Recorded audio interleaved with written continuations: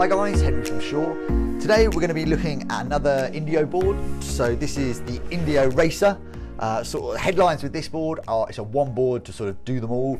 Will work in pretty much any UK condition for the more advanced rider. So this is really an intermediate and above board for someone who's looking to step off a mini mal or a foam board into something a bit more serious to actually surf proper waves in. It's going to be really good for duck diving and all that sort of stuff, but we'll get to that a bit later on. So Indio is a bit of a new brand to the UK, bit of a new brand generally.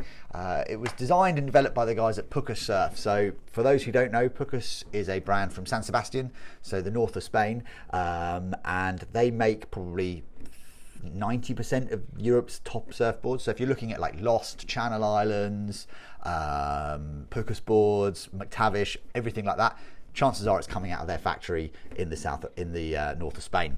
So what they didn't do very well was really cater for that sort of beginner to intermediate market. So the guys there sort of spent a lot of time looking at what else is on the market and come through with the Indio range of boards. So huge range. They do everything from like your really performance all the way up to your sort of super like longboards and stuff like that. But really, the Racer is sort of sits in the middle of the range, sort of perfectly in the middle as that board for someone who's moving down and wants to progress and is going to surf some pretty good waves.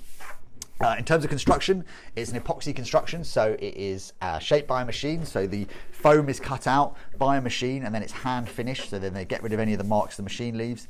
It's then wrapped in a lot of epoxy layers basically, and this is what also makes these boards great for that sort of intermediate market, that they're just really tough. You get 2 layers of 6-ounce glass on the bottom and 3 layers on the top, and that means then on the rails you end up with 5 layers of glass. Basically, it's almost pretty much indestructible. So this is a great board for those who perhaps aren't the carefulest, may drop it a couple of times, or you're just looking for something that's going to last, right? You know, you want to have a board that's going to not just crumple on your first surf and you can sort of surf it a long time into the future. In terms of this shape, so the Racer, as I said, is that one board to do them all. What do I mean by that? What I mean is that it will work in anything from a foot slop all the way up to your sort of head high plus faces. You know, you're going to be charging out there, but it will go in that, and you know that this board's going to still be able to hold. The overall shape, you've got a lot of volume. You know, if you look where the sort of wide point is of the board, we're really up in here, right under your chest, and it pulls into this really nice pulled in tail with some really actually quite sharp rails there. So when you are doing that bottom turn and you're pushing off, you're going to feel that board push back against you and really throw you up the face of the wave. It's a bit like a Hypto Crypto, a little bit more pulled out, which is obviously one of the best selling boards out there. In terms of fin setup, you've got Futures fins, official Futures boxes in this, and it includes fins as well. So you're basically ready to go as soon as you get there. In terms of contours on the bottom, you've got a bit of single under the front foot and under the chest, so that gives you a little bit of lift when you're sort of pumping. Then you're into a double through the back of the fins here.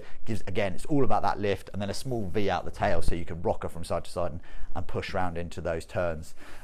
Overall, apart from that, the template is relatively, you know, forgiving. I would say it's not too sharp. It's not going to throw you off or buck you off too much. Still got quite a bit of rocker. It's flat through the middle, so where your sort of body is when your front foot is, but you've still got quite a lot of tail and nose rocker to fit you into that wave a little bit better. As I said, the construction does have a few carbon patches in it as well, so you've seen probably there we've got a little bit of carbon that runs through just to give it that added sort of lateral flex, and again, pretty helpful if you're trying to pump down the line a bit more.